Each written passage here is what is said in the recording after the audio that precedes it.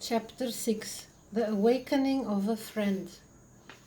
The Lady of Whispers seeks an opening which only I can give her, only having forgotten a key. The night disguises itself in a wind of reason. I had arrived at grandmother's house one afternoon to find a young girl near my own age. Her name was Anne Hornby, and she was the old woman's granddaughter. She had come from down Durham's Road to visit for a few days. She was a nice girl, and we became instant friends. Because the Hornbys were distant cousins of my father, I could tell my family that I was going to visit Anne, and they would not be concerned about why I kept going to the old woman's house. One day I arrived in the early afternoon to find Anne doing some work in the garden for grandmother. I had told my parents that Anne had asked me to spend the evening. They were not sorry to be rid of me, as they had important guests. After Anne and I talked for a while, I walked into the stone cottage from the garden and saw grandmother sitting at her table doing some embroidery. I gasped in amazement. She was surrounded by an intense light that looked like flames undulating in and out of the shadows. I could not speak. Grandmother raised her eyes to meet my stare. The look on her face was deeply intense, and she was not smiling. Slowly, as she looked at me, the flaming light around her subsided. She sat there, still holding her embroidery. The light from the window at her side now filled the room with only a gentle glow. "Sit, my daughter, and close your mouth." I did, a little nervous, and sat down at the table across from her. "Grandmother, I saw a flame of light all around you and within you. What was that?" Grandmother laid her needlework on the table. "There is something called a spirit shield. I told you once, Catherine, that there were great healers from the ancient teachings of Wyrrd. Did it ever occur to you that perhaps I am a healer?" Well, I had not put it into those words, but yes, grandmother, it had occurred to me that you seem to have unusual abilities. Now I know you do. Is what I saw part of being a healer? What you just saw was a spirit shield. There is spirit in all things. There is spirit in the rocks, in the trees, in the earth, in people and animals, and in our wondrous flying friends. But grandmother, the church teaches that only people have spirit, and those people must be God's people in the church, I said. After several moments of silence, grandmother looked up at me from under her eyelids. "And what did you feel about that?" "I never understood it, because how can the trees and animals be less alive than we are? I have been taught that all of life is part of God, or Danu. Danu is love and light, and we are reflections of that great light. Danu is sometimes darkness, and sometimes we also reflect that aspect of her. But I have never seen light around a person the way I just saw it around you. Except, as I told you once when I was a child," I said, twisting in my chair. "You saw more light around me, my daughter, because you are beginning to see better. You are beginning to learn. I wanted you to see the light around me because I want you to teach something today." "About light? About those flames I saw around you?" "Yes, Catherine, I want to teach you about what that is.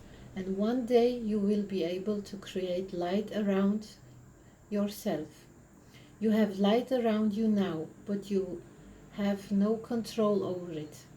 "What is the light made of?" I asked. "The light source is spirit, and the intensity of it has to do with the strength of your own power." "What do you mean by power, grandmother?" "When I talk about power with you, I am not talking about your having the sort of power over anyone that the king or the church has. I am talking about personal power. your ability to make alive in the world your own dream. My father has power like that. Yes, I am sure that he does, but probably your father does not know how to use that ability to heal others. Do you mean healing the body of diseases? Yes, I am speaking of that, but that is not exactly the way that I work, so I am not going to teach you in exactly that way. I am going to teach you about making yourself strong so the possibility of diseases, the possibility of unrest and unhappiness does not arise in your life. I could certainly use training like that. I need it most clearly. But what is the spirit shield? Is it part of the soul? The spirit shield exists between the soul and the physical body.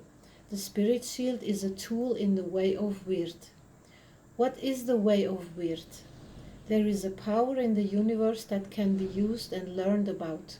There is a whole world, Catherine, that you have seen only a glimpse of.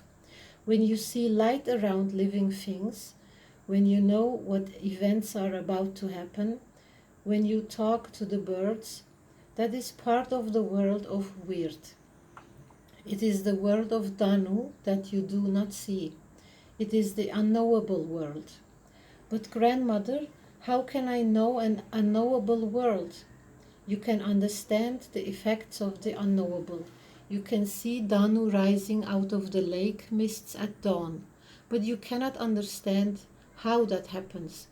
I can only show you the flames of light around my being, and you can sense the power of that, but I cannot explain it.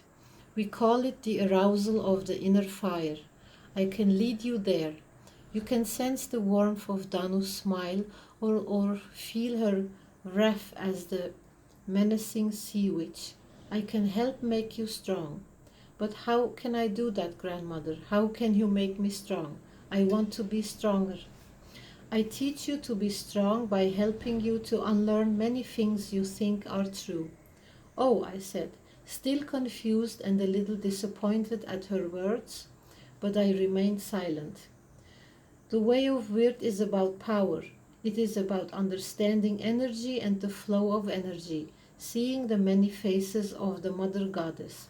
Energy has been understood for thousands of years, but very few people possess the knowledge because they are frightened of it. Why are they frightened, grandmother? Does it hurt them? No, it does not hurt them. Only their fear hurts them. What they are afraid of is the ignorance of the people around them. People do not understand what they are saying. People do not know the importance of understanding energy. Energy flows like Brixworth's river. You can float on the currents like an alder leaf. From the beginning of time, there have been certain gifted people who have understood life and its flows. And they gave it a name. They call it energy, but they could not explain what it was. They just knew that they felt it, and they knew that they could use it to heal. When Jesus healed all those people in the scriptures, he was using energy. He was a great magician of Wyrrd. He was someone who cared about the balance of the earth. He cared about what was true. He cared about healing people, and he did it with his personal power. And so they called him the Son of God. He was so far beyond the understanding of most people that even though they called him God and saw him do miraculous things, the people murdered him. I have never understood that, grandmother. If he was such a healer and he did so many good things, why would they crucify him? Well, I think they crucified him because they did not understand him, and what we do not understand we want to destroy. That is the human tragedy, and that is what I want to train you to understand. I want you to be able to become the most magnificent woman that you know how to be. I want to help you to be that, but you must never speak of this teaching. People will know that you are a wonderful woman, and maybe one day you will be able to quietly pass this teaching on to an apprentice, as I am going to do with you. Grandmother, that's so exciting. I am so honored that you trust me. Thank you. Well, let us go on and talk about the spirit shield, Catherine. Grandmother got up and got bread for us and handed me a small piece. She put her embroidery away and we sat down. She picked up her piece of bread and took a delicate bite. I did the same. She watched me in silence for several minutes while we ate and smiled as I began to relax and enjoy myself. The spirit shield that you saw around me comes from the Creator. It comes from the Old One or Good God or the Mother Goddess. She has many names. Sometimes she is Danu, the goddess female, or sometimes the male Don, or neither male nor female.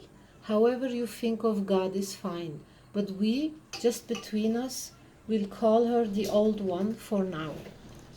The spirit shield is a reflection of the Old One. It is the part of you that is always part of God. It is evidence of your power. It is your protection, and it actually is your power of Wyrrd. There are great sages, great men and women of wisdom who have lived in the mountains of Europe, high among the snow-capped peaks. They can sit in the snow and they can melt the snow for many, many feet all around them. They can sit naked and never be cold because they have created an extraordinary heat within them. I will show you how to do that when the snow falls this winter. But now I will give you an exercise to center yourself and begin your work of building your power. Come with me into the garden. We walked out into the beautiful garden. Anne had gone down to Brixworth River to sit by the Ewas cross. She was nowhere to be seen. Grandmother took me up to a beautiful elm tree and had me sit on the ground with my back to it. Then she placed 4 stones around me. She said, "These are Danu's praying stones for the 4 directions. They are powerful mother stones and they will help you. I want you to sit with your back to the tree, breathing deeply from here." She poked her belly just below the navel. That is the seat of your power. Breathe deeply and let yourself relax. Close your eyes. Feel your back up against the tree. Feel the power of the tree. Feel the sap moving up and down the trunk. Actually feel the movement of the tree's sap. It is life force. In the sap lives the spirit shield of the tree. I will leave you here now until you sense that. When you do, your exercise is over. Come back then and join me inside the house. It took me many minutes to relax and get comfortable. Finally, I sat with my back to the bark of the tree, and I felt a coolness up and down my spine that slowly began to turn to heat. I did not know if my body was warming the tree or the tree was warming my body, but it did not matter. I knew that the tree was welcoming me, and I felt that the tree appreciated the light I was giving to it, because as I sat with my eyes closed, I began to envision the tree enveloped in a whole cocoon of light that enveloped me also. And as I breathed slowly, the tree began to breathe with me. I must have sat there for a very long time. I never opened my eyes. My concentration came very easily, and it was not long before I found a very peaceful and powerful center within my own being, a center I felt I would hold with me for the rest of my life. I realized that this tree was a great teacher. It was as if I heard nothing and began to lose the sense of my own body. I felt a oneness with the trunk of that tree until I could envision roots coming down through my legs into the earth. They went down very deep, all the way into Middle Earth, and as the tree gently swayed with the breeze, I would sway with her. I knew she was female and she was very old. And I knew also that I was not the first apprentice to work with this tree.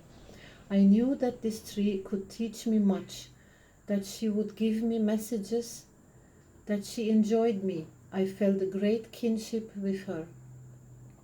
But it was a long time before I could get a sense of the sap. Finally, I felt a tingling coming up my right leg.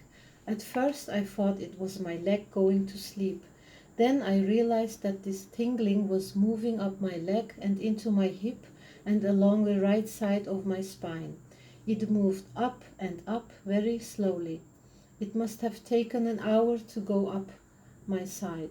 Then I felt the tingling across the top of my head and back down my left side. I knew that the sap that had gone up the tree was moving slowly. The energy was moving along the sap and coming back down my left side. It took at least another hour for me to complete the circle. I knew it was important. Something inside me knew that I was to wait until the circle was completed. I finally opened my eyes, full of a new sense of myself. I felt as if I had broadened my understanding of the world in some inexplicable way. I had learned something from the tree. She spoke to me through the movement of her sap. I knew there was a language of the trees that I needed to learn. It was almost dark outside, and I saw that someone had placed a blanket around me without my being aware of it. I had not had an idea that someone had approached me during my meditation. But as I woke up, I pulled the blanket around my shoulders and ran into the house. The lanterns were lit. Anne and grandmother were sitting at the table doing embroidery work, and there was the smell of stew on the stove. I threw my arms around grandmother. I was so excited. Grandmother, I felt the sap moving, and grandmother, there is more, I said as I sat down. My face must have been full of excitement, because grandmother and Anne laughed a little and poked each other as they watched me. Grandmother, I know that there is a language in the trees. Am I right? They can talk to one another, do they not? Yes, Catherine, there is a language of the trees, and it is very ancient. I am glad you heard that. It is important that you learn that language. Yes, grandmother, I know that, and I know that there is much wisdom in that tree. I thought it was an elm tree, but it is not, is it? No, Catherine, it is an alder, and alders are very sacred trees. Yes, grandmother, I know that. I do not know why I know that, but I feel it, I sense it, and I know that trees has taught many people before me. Is that so? Oh yes, she is a grandmother. She has been around a long time, almost as long as I have. Grandmother chuckled and patted me on the top of the head. You are a good girl, Catherine. You did well today, and I am proud of you. Are you hungry now? Oh yes, grandmother, I am starving. Anne got up and got plates for everyone. I can help you, Anne. No, that's all right. I think it is important that you talk to grandmother right now. She went to get us our dinner. Grandmother looked at me for a long time, neglecting the embroidery in her lap. She said nothing. Finally, she said, Are there any questions you need to ask? Grandmother, how is it that I know some of these things? I do not understand that. Well, my child, perhaps it is because you have lived before. But grandmother, what do you mean? I mean that there is a chance this is something for you to think about and perhaps ask the tree. There is a chance that you have been on this earth before, but in a different time. Maybe you have learned these things before, and maybe our work together is only a process of remembering what you have already known. That is possible, Catherine. You mean that I might have been a stone before, or maybe a tree or a horse? Well, some say that is possible, Catherine. It is also possible that you have been a human being before. Oh, I see. You mean I could have been a boy in another life, I said with surprise. Yes, it is possible, grandmother said, laughing. It is important to learn what it is like to be a man, and it is important to learn what it is like to be a woman, to be balanced in your spirit. That spirit shield we were talking about. Sometimes it takes more than one lifetime to build that spirit shield and make it powerful. I see, grandmother. Now I felt confused. Grandmother, reading my thoughts, said, "My child, do not be confused. You have much to learn and this is only the beginning. Relax. Here is some embroidery work for you to do. Anne tells me that you are very good at that." I blushed. "Yes, I have been told that I do embroidery very well, but I must tell you, grandmother, that I do not like to do embroidery. And if there is anything else you would like me to do, I would rather do that. I will do anything other than embroider. But if you want me to do it, I will." "I understand. It does not matter what you do, but I want you to do something with your hands. It is important right now." Grandmother handed me some knitting, which I really did not want to do. I picked it up and looked at the stitches and began. Wizards and the power people of Wyrrd always knew each other by the spirit shield. They could see the flames around another wizard's body, and they would know of that wizard's power, grandmother said as we sat there working. We had a wonderful dinner together, and I began getting sleepy. But grandmother just talked casually to Anne and me as if she were talking about making preserves. She talked in simple words about the wonders of the universe and the mysteries of things untold. "Anne, I want you to put down your embroidery. I want you to collect yourself, and I want you to put heat into your hands as best as you can." For many minutes, Anne sat quietly with her eyes closed, breathing in and out in short breaths. Finally, she reached out her palms toward me. "Catherine, I ask you to place your hands about an inch above Anne's hands, and I want you to tell me what you feel." I put down my knitting and placed my palms an inch above Anne's palms. They were hot, as if they had been in hot boiling water. I caught my breath. I looked at grandmother in astonishment. "Grandmother, her hands are hot like fire." "Now take your hands away and look at Anne." As I looked at Anne, I began to see a vague light or glow around her, particularly around her hands. They were glowing in the dark, bluish yellow light. "Oh, grandmother, how can she do that?" "Anne, can you teach me how to do that?" "I do not know how to teach you how to do this, Catherine, but I am glad that you can see it, because it is also a gift to be able to see it. Not many people can." "Is that true, grandmother?" "Yes, it is true, and I too am happy that you can see how much work Anne has done. She is very smart and a very good girl, and she does this very well. She will be a great healer one day, and I do think that you will be friends for much longer than you know." Anne got up and relit the lanterns. I sat at the table, stunned at what I had just seen.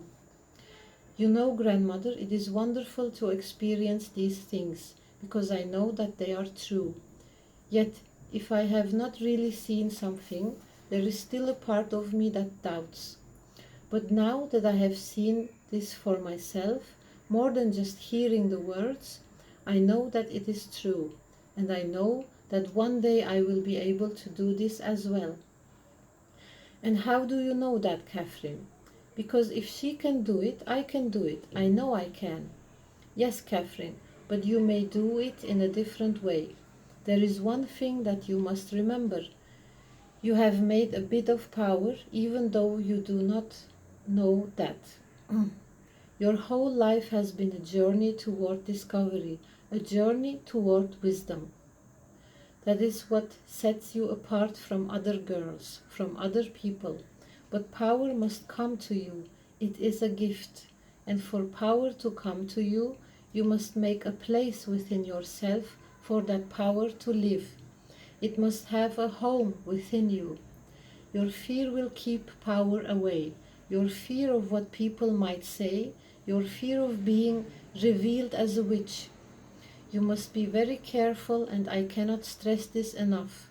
You are not doing any of this to show off or make power over people, to hurt them or to control anyone at all, ever. This teaching is for your own evolvement as a soul. We are talking about enlightenment, Catherine. We are talking about becoming one day one of the wise ones. Do you mean like the old ones who sit in the snow in the mountains? Well, I mean like them, but I do not think that is what you are going to do. There is a circle, a council you might call it, that you cannot see, that is not part of this world. But it is part of this world in that it is connected to you through your spirit shield. It is a circle that you belong to. And in this lifetime, or maybe in other lifetimes, you will find your way back to that circle. And when you do, you will know that you have come home. There is a yearning inside you, a need deep in your heart. You want to go back to the people who understand you. Those people are the wise ones, the extraordinary beings that exist on other levels of consciousness. Oh, grandmother, I do not know what you mean, other levels of consciousness. It is part of the unknowable, Catherine. It is part of Danu's world, the land of the old one. The other levels of consciousness have to do with the higher part of yourself, that part of yourself that knows all, the part of yourself that already has all wisdom, because it is part of Danu, or of God, and God is all wisdom and all knowing. Do you mean, grandmother, that I am part of God? Well, in a sense you are. When the teachers try to explain these things to an apprentice, we are slowed down by language. There is no language to describe the transformation of a person into the world of Wyrrd. We have to see words that so often have different meanings than what we intend. So if you are confused, I understand that. But just know that there is a circle of old ones that watches over you, that is calling you back, and you will find your way there someday. I am here to help you to do that. Not long after, I gathered my things and left for home. Chapter 7. A Mirror of Power. Even the ones who will not read, listen for the sound echoing out of the forest. We are too far away for the night to do us harm. The night used to soothe us. With lights we have removed the outer world, and we must face our shadowy minds instead. I returned the next day and sat outside in the garden with my teacher. She was resting. Yellow daisies grew in tangled clumps in a circle around our chairs, and pink roses lent their perfume to the warm air. After a time, grandmother opened her eyes and looked at me with a little twinkle and a smile. Have you ever had dreams, Catherine, about the stars? Well, I guess I have.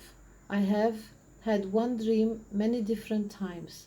It is about a beautiful being, a woman, who comes down from the stars and sits on my bed at night and talks to me. She says that she is from the Star Nation, that she is my protector. She used to come when I was very young, when my father was away and my mother was ill and I was often alone. She used to come and keep me company through the long nights.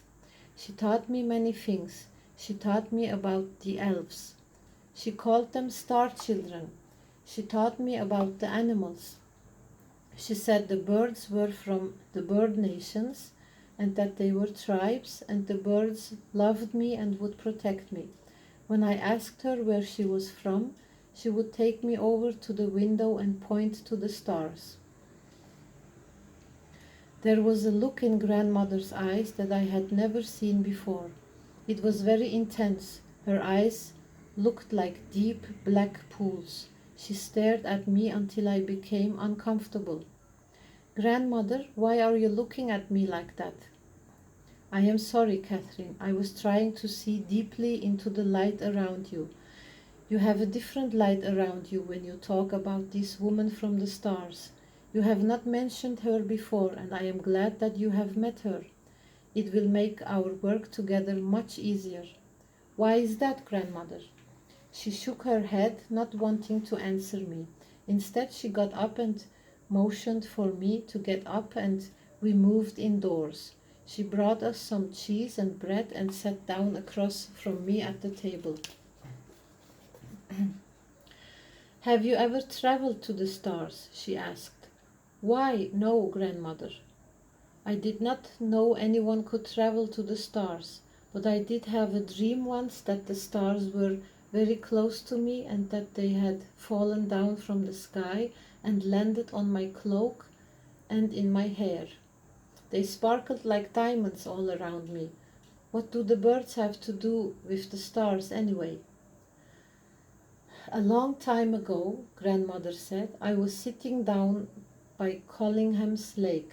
It was early morning and I saw a fairy spirit come across the water. I had been sitting with a rattle I had been using to talk to the fairies of the lake. The rattle that I used was ancient. It had been used by my grandmother and her grandmother before her to call the energies of Danu together. Those energies I call the fairies of the water. Then the fairies came and took my rattle. I looked down in my lap where it had been resting, and it was no longer there. I looked everywhere for that rattle, because it was very sacred and precious to me. I was angry at these fairies because I thought it was very unkind of them to take something so sacred to me and hide it. I went back to the lake after several days, and I sat in the same place, and I asked for the fairies to come and talk to me and tell me why they had done such a thing. I saw the fairies come across the waters again, and this time they surrounded me, and I felt a coolness and dampness on my cheeks. Suddenly a bolt of lightning came down out of the sky and thundered into the ground in front of me. Within that thunderbolt, that golden blast of light, I saw a vision. I saw the fairies of the lake that had come to me, but this time in the form of a deer. That deer walked around me 4 times, honoring the 4 directions of Danu, and then asked me to follow it. I followed it into the water, and it took me down to the bottom of the lake. It showed me the sacred herbs and plants that grow there. And we ate together, the deer and I, the deer grazing on the plants, giving me a leaf here and there to chew on. And these leaves healed my heart, and I was no longer filled with sadness about the rattle. Then the deer curled up next to me, and the spirit of the deer spoke to me and said that the spirit of the rattle was asleep, that I must not grieve over the loss of the rattle because it would be a long slumber. There was nothing I could do at this time. It was not appropriate for me to have the rattle because the spirit of the rattle was in a deep, dark sleep. That spirit would dream me, and from time to time lessons would come. The spirit of the deer said that people would come for me to share my knowledge with, and that they would be from the stars. Then the spirit of the deer told me that the sapphires inside the rattle were from the star people who had been here 300,000 years ago. Because of the pain on Mother Earth, because of the deception and the disorder and the disharmony, the spirit of the rattle had to go to sleep. And when harmony was restored on the planet, the rattle would be restored to me because I am the keeper of the star rattle.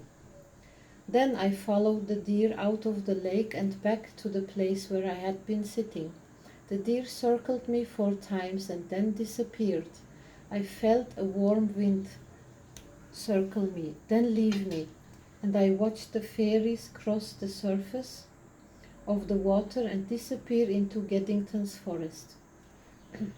Grandmother looked across at me.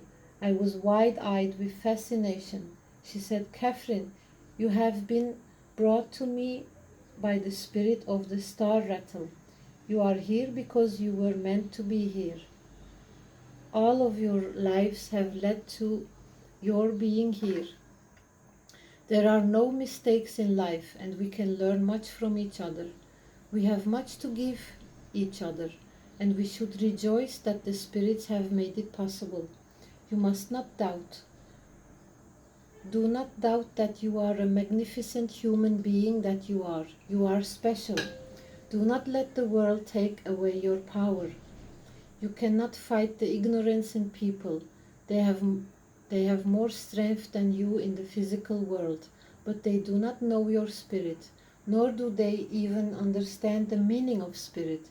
As you grow, you will become an example of light, and others will become more aware because of it. You are in a war against ignorance. You are a warrioress, and you hold up your shield and your sword as surely as the sun comes up every day. Grandmother, your stories inspire me so. What you say I know in my heart is true, but I am reluctant to be different from everybody else.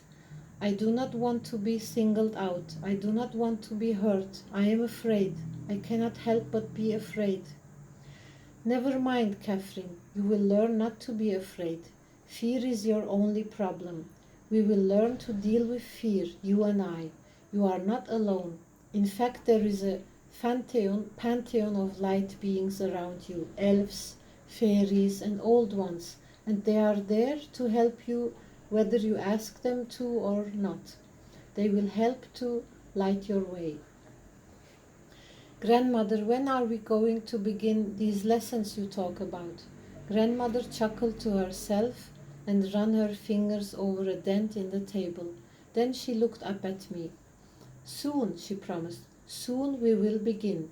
A long time ago, Catherine, we were called the power holders of Wyrrd, and we believed and experienced the power of all life. We worshipped the firstness of woman. We believed that you can talk to the bird nations, to the four-leggeds. We believed that there is spirit in all things. If you listened carefully, you could talk to the stones, and they had many wise things to say. Then one day, one very dark day, there came a horde of men riding over the hill. They came and put us in chains, and then they questioned us. They wanted to know if we believed in their God. We said that we had never heard of their God. They beat us, then they questioned us again. They asked us if we believed in animals, the animal spirits. When we said yes, they beat us again, and they said that we were of the devil and we should all be killed, and almost all of us were. I looked at grandmother in awe and whispered, "You were there? How did you escape?" Grandmother had tears in her eyes.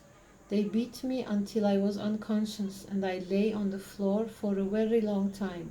They did not notice that I was still alive. I said nothing. I did not move until they were gone.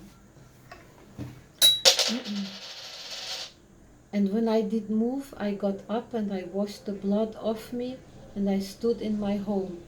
A home that was in shambles, that was completely destroyed, and I stood amid my family, all of them killed in the name of this new God. And I did not understand. I cried. I did not want to live. I was very young then. I was filled with hatred and a need for revenge. These people had destroyed not only my family, but our entire world. Only a few of us survived, and we fled. We fled this time of great religious turmoil. We hid in the mountains and by the lakes where no one could find us. We lived in caves and no one knew we were alive. In fact, you are the first person I have ever told this story to. I trust you that you will never speak of this to anyone, But it is important for you to know that I can understand your pain, that it is real to me, that when I smile and I laugh at you, it is not because I am making light of your feelings. I want to help you feel better and stronger. I want to bring laughter and light into your life. You must understand that there is much destructive ignorance in the world. It took me many years to learn that their God was a being of light, that these people who destroyed everyone and everything I knew truly did not understand what they were doing. I believe that this holy man would never have wanted anyone to die for him. He is a messenger of God, just as all the beings on earth are messengers of God. It is important that you understand this. I do not believe that this God taught right and wrong as the church teaches. What is sacred, and what is, and all things that are on this planet are sacred. There is no wrong or right in that sense. There is only God, and that is your first lesson, my daughter.